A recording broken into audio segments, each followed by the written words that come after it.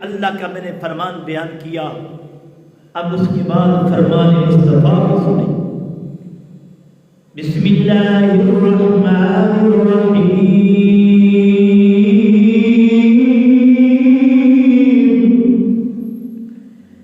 من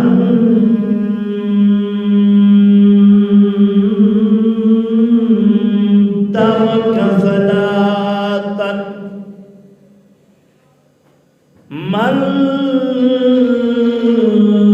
ترک صلاة متعمدا قطر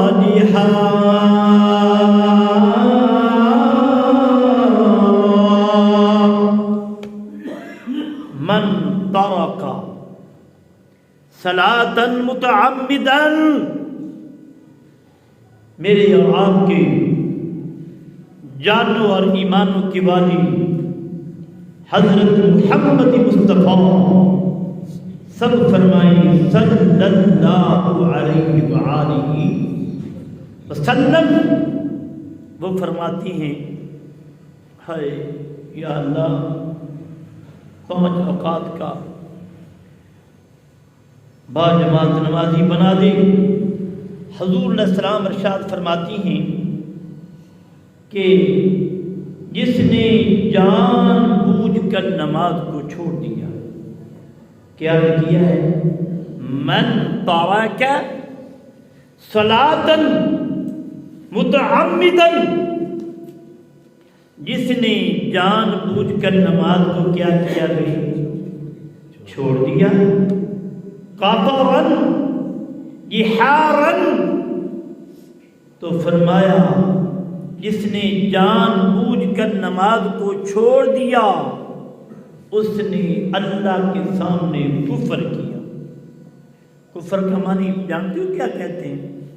ایک تو باقی ہے نا بھی کافر ہو جانا، یہ ہو جانا۔ کفر کا صحیح معنی یہ ہے انکار کرنا۔ کفر کا معنی کیا ہے؟ انکار کرنا۔ تو حضور علیہ السلام نے ارشاد فرما دیا، من ترک صلاۃ متعمدا فقد کفر جحارا، جہاد میں نے نہیں بولا، جحارا بولا ہوں، کہ جس نے جان بوجھ کر نماز کو چھوڑ دیا اس نے کفر کیا۔ ہم اپنے آپ گریبان میں دیکھیں کہ ہمارے گھروں کا حال کیا ہے، کہ ہمارے گھروں میں 10 افراد رہتے ہیں تو ایک ہمارے گھر کا نمازی ہے، وہ بھی نمازی ایسا ہے کہ ایک آدھی نماز جماعت کے ساتھ پڑھ لیتا ہے، باقی گھر میں پڑھتا ہے۔ تو مسجدیں کس لیے بنی ہیں؟ ہاں، گھر کو مسجد بنا رہی ہے، با جماعت نماز پڑھتے ہو تو اور بات ہے۔ اگر ہم اکیلے ہی نماز پڑھتے ہیں، وقت بھی ہوتا ہے، طاقت بھی موجود ہے، پھر بھی ہم باجماعت نماز نہیں پڑھتے، تو میرا اللہ کے حبیب حضرت محمد مصطفیٰ صلی اللہ علیہ وآلہ وسلم کا ارشاد ہے، اس نے کیا کیا؟ کفر کیا ہے اللہ کے سامنے، اللہ کے اس نے فرمان کا انکار کیا ہے۔ یار کبھی آپ نے سوچا ہے 10 سال دنیا میں رہے، 20 سال رہے، 100 سال رہے، اس سے زیادہ رہے، جب آئے ہو تو کان میں کیا تھی؟ اذان کی آواز آئی کہ نہیں آئی؟ جب کان میں، لیکن باپ نے تو اذان کہلوائی ہے، ماں نے بھی اذان کہلوائی ہے کہ اللہ نے مجھے بیٹا دیا ہے، یہ بیٹا تو سچا پکا کیا ہے؟ مومن ہے، مسلمان ہے۔ جیسے جیسے وہ جب جوان ہوا، جوانی کیفیت میں آ گیا، اب وہ نماز سے پیچھے ہے، تو یقین جانیے کہ سب سے پہلے جو سوال ہے وہ نماز کا ہی۔ تو پھر ہم کیا جواب دیں گے؟ یا اللہ میں فلاں کام کر رہا تھا، یا اللہ میں فلاں کام کر رہا تھا، تو وہ بسم اللہ جی انشاءاللہ سوال کو زیارت ہوا کرے گی۔ اب انشاءاللہ میں نے جو وعدہ کیا ہے، میں بیمار ہوں، تندرست ہوں، انشاءاللہ اب مسجد کو انشاءاللہ کمر تک میں چھوڑ نہیں سکتا، بس تھوڑی سی درمیان میں تکلیف آ گئی تو اس کی وجہ سے میں نہیں آ رہا تھا۔ تو مسئلہ یہ ہے، دوبارہ یہ حدیث پاک پھر سن لیں، اللہ کیا فرماتا ہے، اللہ کا فرمان میں نے سنا دیا، نبی علیہ السلام کا کیا فرمان ہے، من ترک صلاۃ، جس نے متعمدن، جس نے جان بوجھ کر نماز کو چھوڑ دیا، فقد کفر جہارا، اس نے اللہ کے سامنے کفر کر دیا۔ اللہ کے سامنے ہم بڑے چودھری ہیں، باتیں کرتی ہیں تو بات ختم نہیں ہوتی، مال کی بات کرتی ہیں مال ختم نہیں ہوتا، وہ کمڑے کو مال دینے والا کون ہے؟ کبھی یہ سوچا ہے یہ چیزیں سب اللہ کی نعمتیں عطا کرنے والا کون ہے؟ تو حضرات گرامی، دو روایتوں پر میں اللہ کا فرمان جو ہے یہیں پر میں اختیار کرتا ہوں، ٹائم ہو چکا ہے۔ سیدنا سلطان باہو رحمۃ اللہ علیہ 2 دفعہ مجھے جاننے کا شرف حاصل ہوا، تو جیسے میں نے سنا تھا ویسے ہی ان کو میں نے پایا۔ جب اللہ نے بیٹے کو، شہزادے کو بیٹا عطا فرمایا تو ابھی میرا خیال ماں کے پیٹ میں ہی تھا، تو ہم نے وہاں پر زیارت کی۔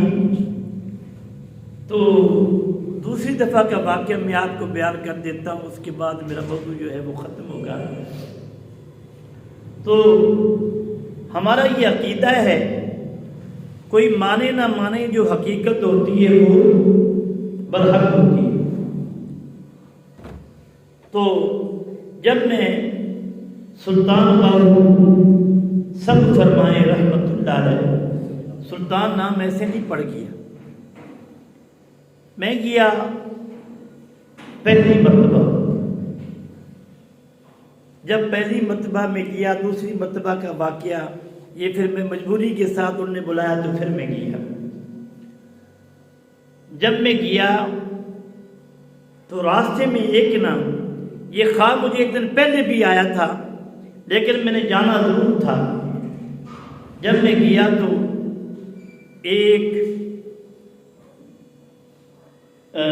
جگہ پر میں نے پیٹرول جو تھا وہ ڈلوایا، پھر میں نے کیا دیکھا کہ بلی جو ہے وہ میرے سامنے آئی، وہ غائب ہے۔ تو جب میں دربار شریف پر گیا تو میں نے وہاں پر جس نظریے سے میں گیا تھا اس کی بات کر رہا ہوں میں، تو میں جب دربار میں پہنچا، اللہ تعالیٰ آپ پر ہمیشہ رحمتوں کا نزول فرمائے۔ یہ 5-6 جمعے تھے، ماشاءاللہ یہ محبت شروع کی ہے، اللہ ان کو اجر عطا فرمائے، 100 روپیہ پیش کیا، اللہ قبول فرمائے۔ تو یہ آخری واقعہ ماشاءاللہ میں نے یہ وعدہ کر لیا ہے کہ انشاءاللہ سوار کے روز سے جیسے بھی ہوں گا آپ کی زیارت صبح کی نماز میں اور 3 نمازوں میں یا 2 نمازوں میں، ہر حال میں اللہ کے حکم سے ہوگی بھی۔ تو سلطان باہو کی بات کر رہا ہوں میں، یہ میرا اپنا واقعہ ہے جو میں آپ کے سامنے بیان کر رہا ہوں میں۔ اس واقعے کے بعد پھر میں دوبارہ گیا، تو آدھی رات کو اٹھے ہم، اس وقت بیٹا نہیں تھا، ساتھ کے ساتھ تھا۔ پہلی مرتبہ جب میں گیا ہوں، میں نے سلام کیا تو دل میں یہ آیا کہ یہ بزرگ ایسے پڑے ہیں، لوگ ایسے آ رہے ہیں، ایسے جیسے تفکرات تخیلات ہوتے ہیں۔ تو میں نا بابا جی کے جہاں پر وہ آرام فرما رہے ہیں، یہ میں اپنا واقعہ بیان کر رہا ہوں، جھوٹے پر رب کی لعنت ہے اور جھوٹ بولنے والوں پر بھی رب کی لعنت ہے۔ تو میں نے ایسے پکڑا، ایسا میں نے کافی پڑھا، لیکن مجھے جو ہے وہ سکون نہیں آیا۔ جب سکون نہیں آیا، دیکھو نا، جب آدمی کو ملتا ہے تو پتہ لگتا ہے کہ یہ آدمی مجھے ملا ہے. تو حسن جب میں نے سلام کیا، جب میں نے وہ اغلاب کو بھی چوما، سکون نہیں آیا. میں نے کہا بابا جی زندگی رہی، پھر لوگوں کو میں روکنے کی بجائے خود آج کے بعد میں آپ کے در پر سلام نہیں پیش کروں گا، کیونکہ جو چیز میں لے کر آیا ہوں، اتنے سفر سے آیا ہوں، صحیح بات سے آیا ہوں. جب میں رات کو لیٹا نا، صبح اٹھا تو میں آپ کی زیارت کے لیے مسجد میں نماز کے لیے آیا. ابھی میں اٹھا ہوں، نماز میں نے پڑھائی ہے، بچوں کو پڑھایا ہے. بابا جی میں اپنا واقعہ بیان کر رہا ہوں. بچوں کو میں نے پڑھایا ہے. جب میں گھر میں گیا تو میری وائف نے کہا کہ سلطان بابو آپ کے پاس نہیں آئے. تو میں نے کہا وہ کیسے؟ وہ فرمانے لگے تھے کہ علامہ صاحب مجھ سے ناراض ہو کر آ گئے ہیں، ان کو میں نے کھلایا بھی ہے، ان کو میں نے